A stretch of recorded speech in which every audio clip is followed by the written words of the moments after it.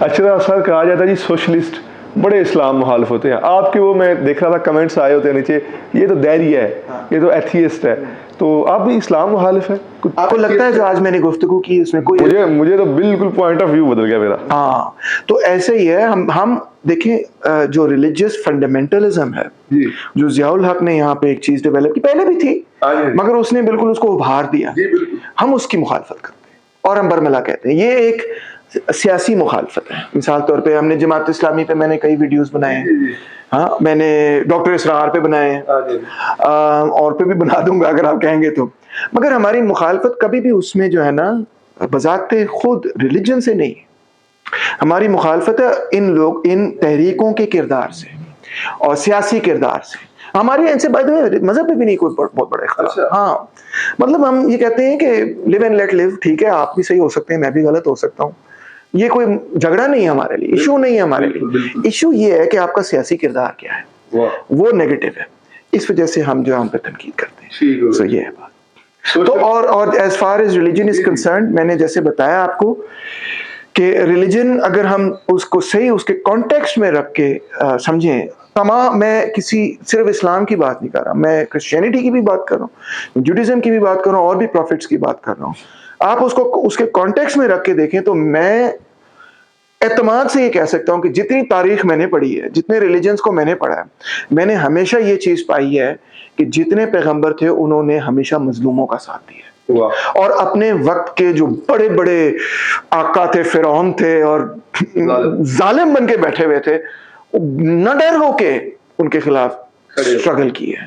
So that is not some thing that somebody جو خود یہ احساسات اپنے دل میں رکھتا ہو, وہ کبھی بھی ایسی کسی بھی شخصیت یا ہستی کو نعوذ باللہ تنقید کا نشانہ کیوں بنائے, جنہوں نے ہمیں سکھایا ہے کہ غریبوں کا ساتھ دینا, مظلوموں کا دینا, محکوموں کا دینا. So there is nothing, I think that public جو ہے وہ اپنے ذہن میں اس چیز کو کلیئر کرے کہ سوشلسٹ جو ہیں, اور یہ میرا کہنا نہیں, یہ تمام سوشلسٹوں کا ہے کہ سوشلسٹوں کی, جو دنیا کے سوشلسٹوں کی میں بات کر رہا ہوں, کیا اسیسمنٹ ہے ان کی. فار انسٹنس جو کرسچینٹی میں سوشلسٹ پیدا ہوتے ہیں وہ جیسس کو کس طرح دیکھتے ہیں, کیا وہ منفی معنوں میں دیکھتے ہیں؟ نو. کیا آپ سمجھتے ہیں کہ روس میں جو انقلاب ہوا وہاں کے بولشیوکس جو ہیں وہ جیسس کرائسٹ کو منفی معنوں میں دیکھتے ہیں؟ نعوذ باللہ, نو. وہ ایز اے گریٹ ریولوشنری سمجھتے ہیں. ہاں, کیا آپ سمجھتے ہیں کہ یہودیوں میں جو کمیونسٹ ہیں, سوشلسٹ ہیں, وہ حضرت موسیٰ علیہ السلام کو نعوذ باللہ کسی بھی نیگیٹو لائٹ میں دیکھتے ہیں؟ Absolutely not. غلاموں کا انقلاب ہے. انہوں نے تو میں آپ کو بتا رہا ہوں, آپ ان کی تحریریں تو کبھی اٹھا کے دیکھیں اس پیریڈ کی. مثال طور پہ کارل کاؤٹسکی کی کتاب ہے the history of early Christianity, یا پھر اینگلس کی کتاب ہے آن ارلی کرسچینٹی. کبھی وہ مضمون ہے, کتاب تو نہیں, مضمون اٹھا کے دیکھ لیں. اس میں اینگلس لکھتے ہیں, مارکس کے جو دوست تھے اینگلس, فریڈرک اینگلس, جو کمیونزم کے بانی سمجھے جاتے ہیں, وہ لکھتے ہیں کہ کرسچینٹی مظلوموں اور محکوموں اور غلاموں کی اسٹرگل تھی اپنے زمانوں کی, اور یہ فیکٹس آف ہسٹری ہیں, کون ڈینائی کر سکتا ہے, وہ اپریشیٹ کرتے ہیں. ٹھیک ہو گیا. اچھا, سوویت یونین میں کمیونزم, جو کمیونسٹ تھے انہوں نے پابندیاں لگاتی تھی دین پہ, مذہب پہ, تو ہمارا معاشرہ اسے کیسے ایکسیپٹ کرے گا سوشلزم کو؟ یہ بھی دوسرا جھوٹا پروپیگنڈا ہے. ہاں جی, سوویت کانسٹیٹیوشن کے اندر right of religious worship and right of religious preaching, practice and non practice, دونوں چیزیں گارنٹیڈ بائی دا کانسٹیٹیوشن. جی ہاں, اور ان کے کانسٹیٹیوشن میں بھی لکھا ہے, چین میں بھی لکھا ہے, ویتنام میں لکھا ہے, کوریا کے کانسٹیٹیوشن, ہر سوشلسٹ ملک کے اندر یہ بیسک قانون ہے کہ right of religious practice and right of non practice. یعنی کہ اگر آپ نے نہیں نماز پڑھنی تو آپ نہ پڑھیں, آپ کو کوئی زبردستی نہ تو زبردستی کرے گا کہ آپ نماز پڑھیں, ریاست کی بات ہو رہی ہے, آپ کی بہن بھائی کہیں تو وہ علیحدہ بات ہے, ریاست نہ تو زبردستی آپ سے نماز پڑھوائے گی, نہ آپ کو روک سکتی ہے, بلکہ گارنٹی کرے گی کہ آپ جو ہیں وہ, آپ کو یہ پوری اجازت ہونی چاہیے. اب سوویت یونین میں یا روس میں ایک اور معاملہ تھا جو کہ لوگ نہیں سمجھتے, پیچیدگی تھی. وہ یہ معاملہ تھا کہ وہاں کا جو پرانا سسٹم تھا اس میں جو زار تھا وہ چرچ کا بھی ہیڈ تھا, وہ ہیڈ آف اسٹیٹ بھی تھا, وہ ہیڈ آف چرچ بھی تھا. اور انفیکٹ روس کے اندر اس کو معذرت کے ساتھ ایک سیمی ڈیوائن فگر سمجھا جاتا تھا. اچھا ہاں جی.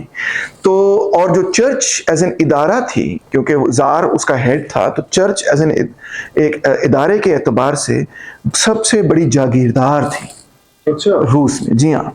تو بولشوکس یہ چاہتے تھے، جو کمیونسٹ تھے، سوشلسٹ تھے، جب انقلاب ہوا، کہ یہ زمینیں جو چرچ نے قابو کی ہوئی ہیں، اور چرچ بذات خود ایک جاگیردار کی مانند ان پر قابض ہے، ہاں سامنے آ رہا ہے، اس کا کردار یہ ہے، اس کو جسٹیفائی وہ ریلیجن کے نام پہ کرتا ہے، مگر اصل میں اس کا معاشی کردار یہی بن چکا ہے. تو انہوں نے وہ زمینیں جو ہیں وہ چرچ سے لے کے، تو چرچ کی زمین نہیں، مطلب جو ایگریکلچر لینڈ تھا، چرچ جو اپنی جہاں پہ چرچ کھڑا ہے وہ اسی طرح قائم ہے، مگر اس کے ارد گرد جو اس کے نام پہ زمینیں لی گئی تھی، ٹھیک ہے ہوگا، جو اسٹیٹ تھا ایگریکلچرل لینڈ جو اس کے نام پہ تھا، انہوں نے کہا نہیں یہ اب ہم غریبوں کو دے دیں گے. تو اس وجہ سے چرچ نے پھر اس کے خلاف پروپیگنڈا یہ کیا کہ دیکھو یہ تو چرچ کے خلاف ہیں، یا یہ تو مذہب کے خلاف ہیں، مگر ایسا نہیں تھا. ابھی بھی آج اگر آپ جائیں تو میں آپ کو بتاؤں، میرے دوست بھی رہتے ہیں وہاں پہ، میری والدہ بھی گئے ہیں، بہت سارے، وہ ساری چرچز قائم ہیں. ایبسلیوٹلی. انفیکٹ میں آپ کو یہ بتاؤں کہ کمیونسٹوں نے ان چرچز، کئی چرچز جو ٹوٹ گئی تھیں یا خراب ہو گئی تھیں، ان کو ریبلڈ کیا. ان کو کہا یہ ہماری ہیریٹیج کا حصہ ہے، یہ ہماری ثقافت، یہ ہماری تاریخ کا حصہ. ایبسلیوٹلی. آپ دیکھ لیں کہ وہ چرچ توڑنے کے بالکل خلاف تھے، وہ کسی مسجد پہ تالا لگانے کے خلاف تھے، بالکل ان چیزوں کے خلاف تھے. مگر یہ کہ کوئی مذہب کے نام پہ کسی کا استحصال کرے، اس کی وہ مخالفت کرے.